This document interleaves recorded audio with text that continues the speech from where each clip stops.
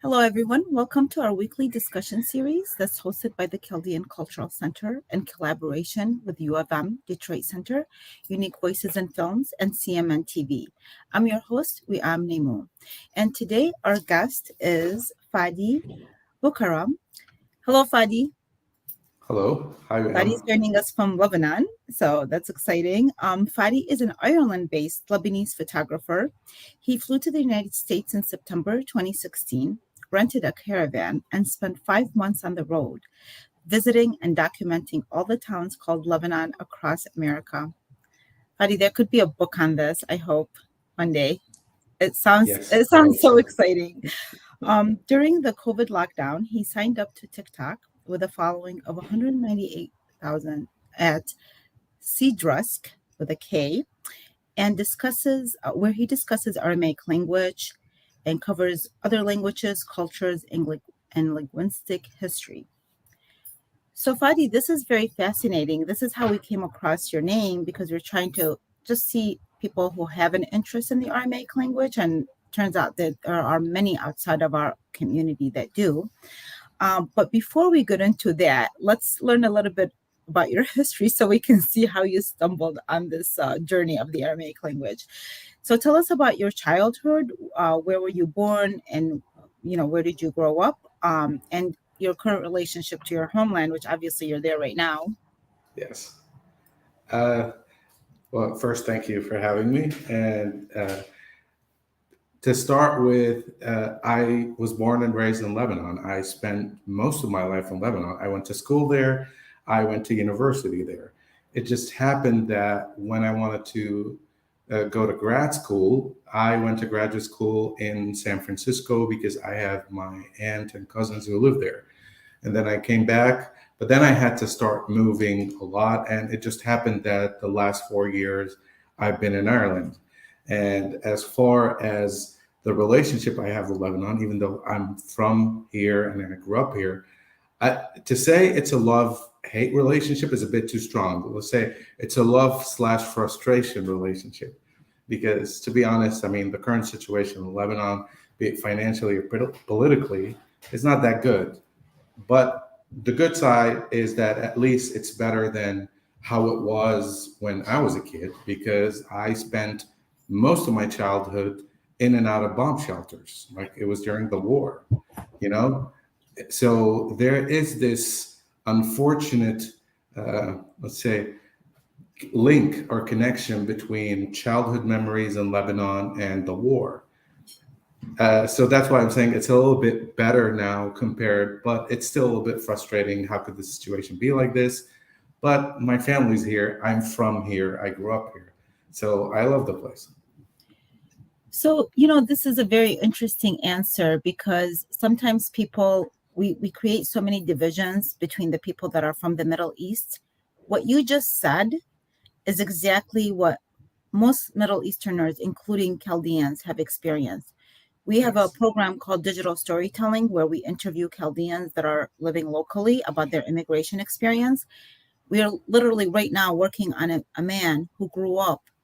He left early on and went to lived in Lebanon up to his teenage years and experienced exactly what you just said, the wars. I mean, he speaks fully with a Lebanese accent and everything. But experiencing that and our connections, our current and daily connections with people in Iraq, this is their stories.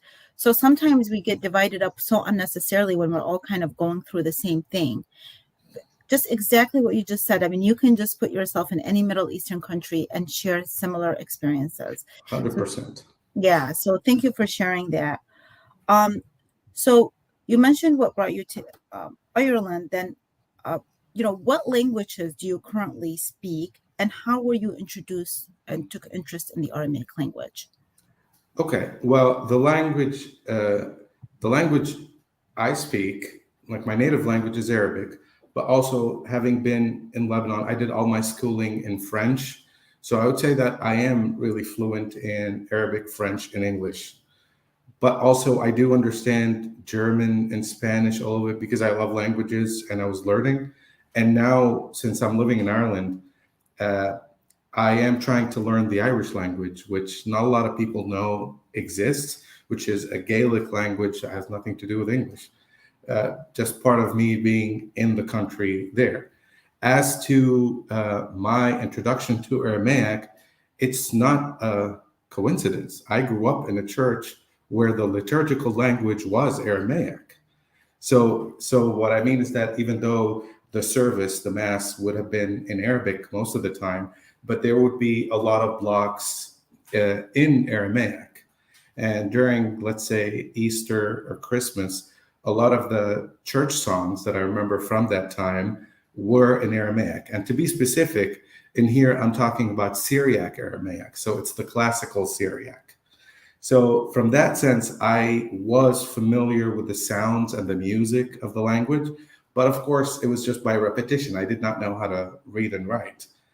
And so now, it's only now and through, because I love languages and I see that the Semitic languages, at least on the Eastern side, so Arabic, Hebrew, and Aramaic, are linked together in terms of, they're all Semitic languages. I wanted to see one, it is the language of, let's say, my people in the previous time. And then linguistically, it's very interesting. So I wanted to learn it a lot. That being said, I'm just starting to, and this is the beauty of TikTok because you can learn a lot about languages.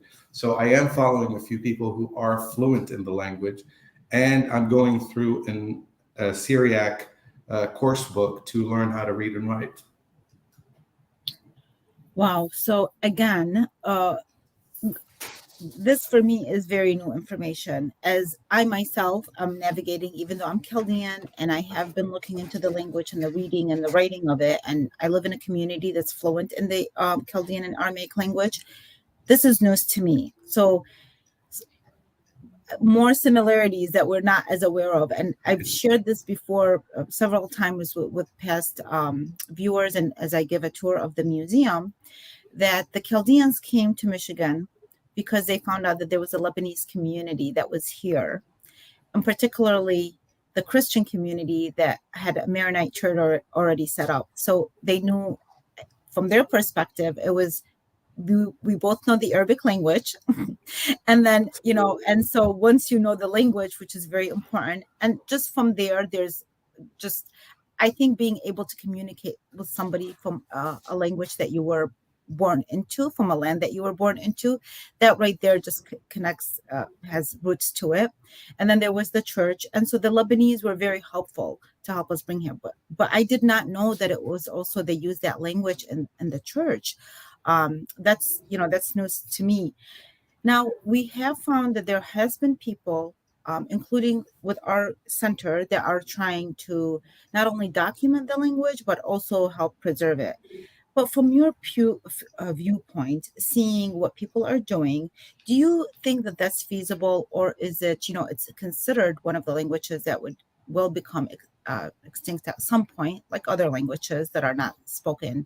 I mean, the Middle East was all speaking Aramaic at one point, right? Thousands of years ago. But do you think this is feasible? And, from your observation, what are your views on that? I definitely think it is feasible. There is a lot of documented history as to bringing languages that were semi extinct back from the state they were in. I mentioned Ireland, right? So the Irish, before they were able to get liberated from the British, their language was forcefully extinguished, almost extinguished, right? So it was only after they got their independence, like 100 years ago, that they started a program, and now they made it mandatory for people to learn it in school, and they are, reviving the language. So Aramaic is not even there, in that we're not talking about an extinct language. There are already millions of people who speak Aramaic right now. So I don't see, we don't know the future, but what I mean, is it feasible to bring it back? I think so. But there are things that need to be done, not by folks as much as a few technological bridges that need to be done. I'm going to give you an example. So for me, I know that from interactions with the Chaldeans and the Assyrian folks who also speak the language, in that they were lobbying to include the Aramaic keyboard on the phone, which I now downloaded, and you can just type everything in Aramaic now if you want to, right? So that's a step one.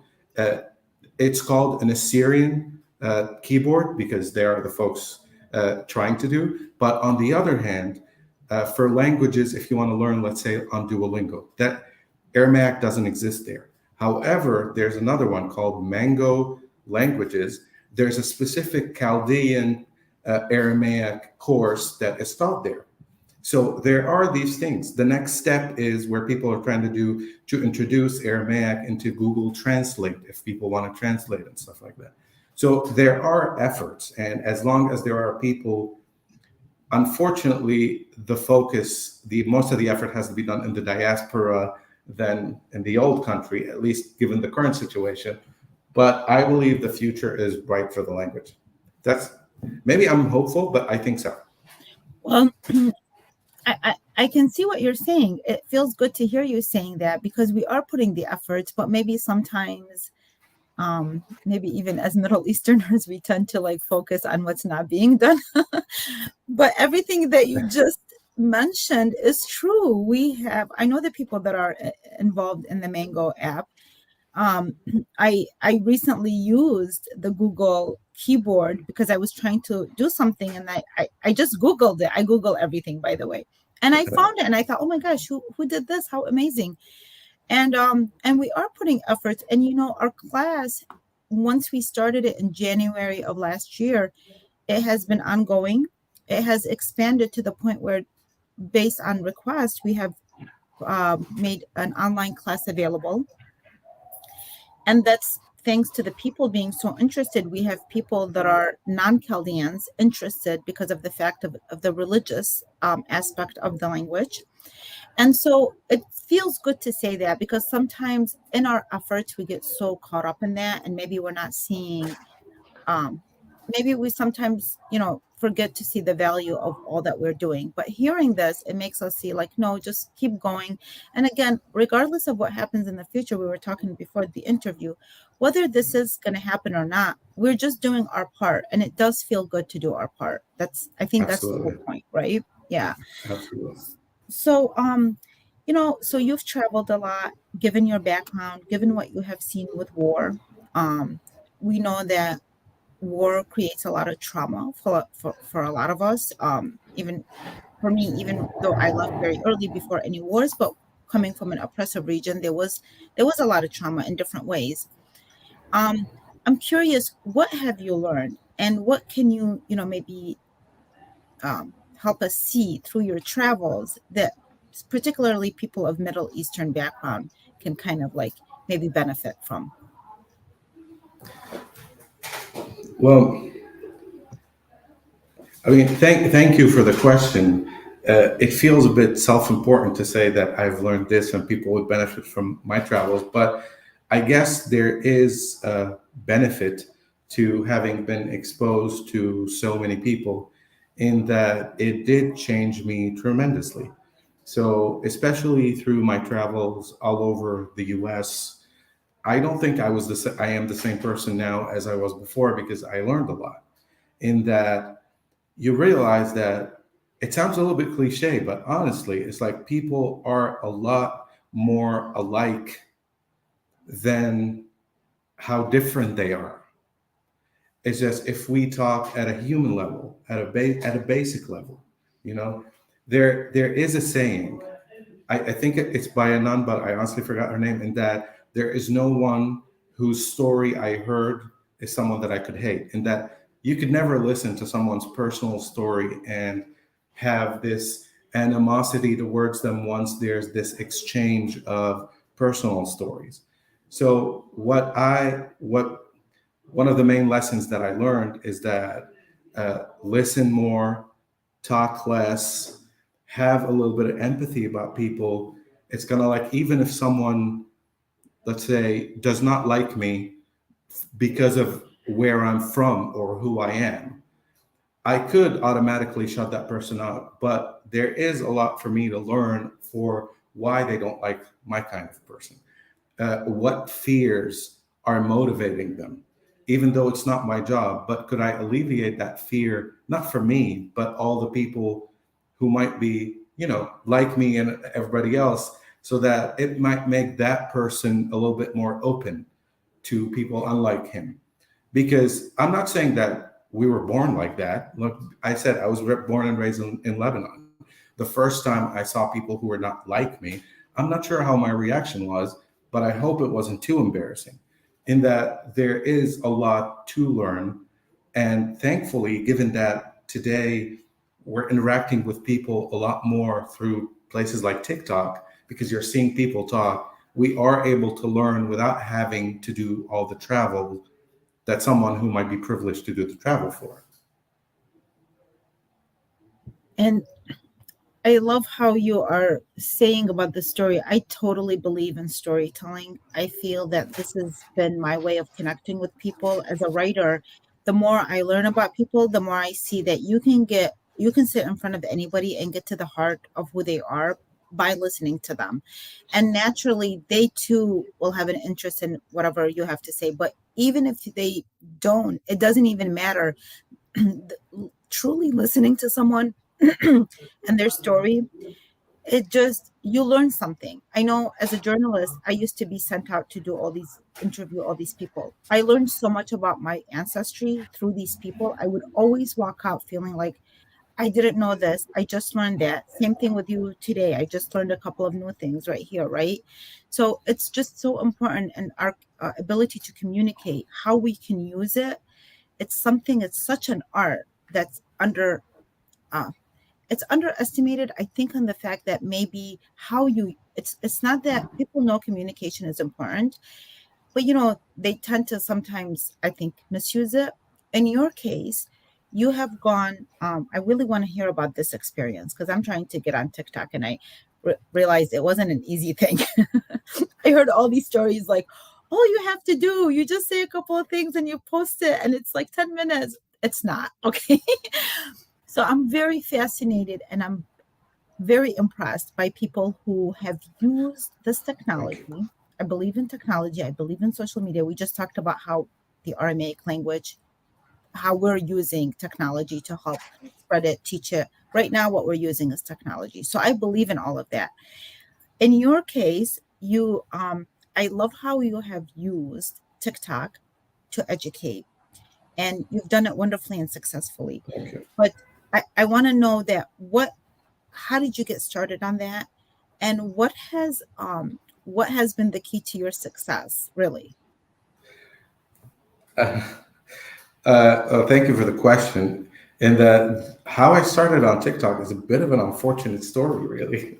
I mean, not unfortunate, but it's, in Ireland, we had very strict lockdowns. So in 2020, I just didn't leave the home except to go to the supermarket and had to be close. So I was in my living room most of the time, working remotely and all that. And then I stopped following news because it was a little bit depressing to me. And someone told me that on TikTok there's, funny videos. It's like, okay, I like funny videos. But then I started noticing it's like, okay, I've never spoken about languages in my life to anyone. I have, platforms on like on Facebook, or so I put photography stuff and stuff like that. But I love languages. Like, I wonder if there are people who like me like languages. So I started talking a little bit about, what we call ethnography and linguistics.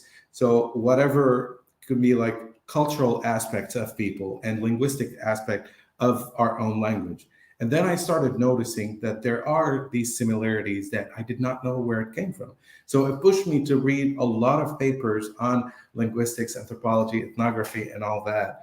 And the part where I was talking about earlier, where it brings people from different cultures to talk about such topic in an environment where it's respectful, mostly respectful, maybe so it's not very altruistic of me. It's like I enjoy this. It's a little bit of selfish. It's like I love seeing people discussing things in a civilized manner. Now you have to think about my background. It's always been influenced by war and infighting and all that. So being able to get over this and seeing people from different backgrounds talking together respectfully, I love that. So I find joy in it. I mean, I'm sure I hope that the people who are, watching the videos are enjoying it and getting benefit from it. But let's be realistic, is that I'm benefiting the most from it, not them. But how, so one thing that you help dispel is the idea that TikTok is old, n- there's been a lot of people that have helped actually do that, and you are one of these people, Thank you. where it's does not necessarily have to be um just like you're just posting something funny, which there's nothing wrong with that. I mean, I love like laughing just like the next person, so I like the silly ones, I like the non-silly, the educational. But I even think it's might be even harder for people like yourself who are using it as an educational tool to do that. And so when you did that, did you feel, I mean, so you were enjoying it, and that's great. And that could be the purpose of the reason behind the success. Yeah. That might be the answer, right? But were you concerned that something like that is not really going to take off because you're just sharing this information that would be limited to a certain number of Oh, audiences? So what gave you the push to feel like, well, that's okay, I'm just going to try this and see where it goes? I honestly never thought about it, because to me it's kind of like I I didn't think about growing the audience, but I was happy that it did. And now that I do, of course, now it's in the back of my mind that I would like to grow. But initially, it was an exercise for me. I want to add a little bit, one more element to it, in that I was a teacher for a long time. So Okay. I taught in university and in schools, and I taught subjects like math, physics, chemistry, French. I taught photojournalism in college. So I've taught a lot of things. I love teaching. So my idea is Now that it's how, making sense, Fadi. okay, So it wasn't just this magic. no, well, exact. I mean, exactly. It was like, how do I take a subject that is slightly complicated and just narrow it down into something that less than 2 minutes for someone who might not know about the subject, without talking academies, like a language that's too complicated, Yes. because that's how I would like a subject explained to me if it's something that I don't understand. So it's just putting yourself in other people's shoes. Well, it's taking your skills and combining your skills with your interest. And Yeah. I mean, that's a winning recipe. It seems simple, but I think sometimes people, because they try to go out there for the sake of what people are wanting. But in your case, you really stuck and persevered with what your strength and your interest are, and you combine them.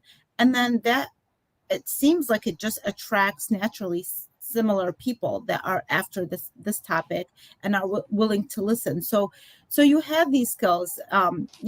Again, it's really, to me, it's enjoyable that people are using social media to use communication, whether to make us laugh, which again, whether what is sharing important information. These are all productive ways to reach to us. So I really love that. Um what what are your future work? Like you've mentioned, you're Ireland based Lebanese photographer. So how do you have time for your photography? What other things that are on a creative level do you plan to do in the future? Okay. Well, I do have a day job, right? When I was on my trips in the U.S. and documenting, I had quit my job. But after 3 years, financially speaking, I was like, okay, maybe I need to go back to my job. So I did that. And photography, I was starting to get back to the feel of the photography scene in Ireland. But during lockdown, unfortunately, that had to stop. So now I'm only getting back to it. But as far as the future, there are a few projects. I mean, one, as you mentioned about the book, there is a book proposal that I need to finish that I've been postponing for a long time. And as it happened, I don't want to jinx it because it's ahead into the future, but I'm with talks with two different teams to produce that trip idea. One as a kind of like a documentary thing, and one wants to adapt it for a fiction movie. I mean, these are only just early starts, and I feel a bit embarrassed because it's, I don't know, but I hope they happen. And I need that creative outlet to be able to continue working in my day job, and I enjoy that. So, Well, I mean, I'm glad that you're putting this out there because it's just another, and it's, I think when people succeed, and there is that, sometimes you don't want to toot your horn or something like that, but at the same time, we forget that when we do that, it also helps inspire others, to pursue what they're doing. So here's all these efforts that you've done, these are good efforts that are communicating, storytelling, sharing valuable information, and they're turning into something bigger and more beautiful. And regardless, you can still have that day job work, but it's also inspiring. Even like for me, when I hear that, it's like, yeah, there's always that next step. There's always where the story is going to reach so many people, who these people are going to be inspired. And let's be honest here, I think for people of Middle Eastern background, like the Iraqis just recently won the Gulf Cup, and the people's reactions. I ended up writing a story about it, and I'm not into any sports, but when we win, like if it's local, not just Iraqi, like if it's Michigan, if it's Iraq, if it's the U.S., like anybody that you're close to, you're just gonna get happy, right? So I was just happy because people were happy. But when I did the interviews, what I saw is everybody saying, we've gone through such hardships, we've gone through so much sadness, to celebrate on this level, to feel such unity, to come together as a community. And you know what? They were celebrating happiness and winning and just something creative. They said, look what we yeah, did. Sometimes we get so involved in the politics and it takes away from us learning, and we get like, into just this tension, right? And here are these young youth who love playing ball, and they brought us together, and just it was something amazing to watch. Same thing, I think, with film, with the books. You are bringing people together. You are inspiring that region, which has suffered so much, into just a different level. I think just a shift of consciousness on how they can use their wisdom, their creativity. And also, the bigger you get, I'm just imagining seeing how you are, and you live. It's just natural that you would help uplift somebody else in your community. I mean, thank, that's what I sense. And so it's so exciting for me when I hear about these stories. thank you. Um, and with that being said, our time is running out, but I would love to hear, what are your last parting thoughts? Just any message that you might just have for any creatives out there who might have one or even two jobs, or might be a full-time mom, I don't know. But something that people can take away from, and then they can use whether today or sometime in their life. Two quick notes. So, on if people want to create videos or something like that, So, one thing is that uh, I, I say, I have ADHD, right? So that means my organization is awful. What helps me do the TikToks and all that is that everything I do is on my phone. It's 1 minute. You edit everything on your phone and you post, right? So it can be done. It's not like something that you have to invest anything in. Any computer. And every person, whatever interest they have, there is a niche of people who will find interest, no matter the video that will bring you together. The second point is a little bit different in that I know that communication online can be, let's say, problematic for some people because there's a lot of negativity. There's been a study where it says that a lot of people, when they see a video of someone online, they don't consider them as kind of like a human being as much as they think of them as a character. As cliche as it is, I'm saying is that if we want to reply to someone, comment on someone's video or anything, it does help a lot to imagine as if that person is sitting right across from me. It humanizes them in a way where it might make you think twice before leaving anything that might hurt them, mentally and push them to do anything like that. So I hope some folks would take that into consideration. Okay, that's good. I think we're learning that, Fadi. I think over time, I think in the beginning people were there was more like brutality in the answers, but I have seen again that's another area where there's been a shift, I feel. So I'm seeing a little bit of changes, and I see it in the I hope future the so. more we involve with technology. I Now, hope so. we just have a few seconds left. Where can people, again, I mentioned it earlier, where can people follow you?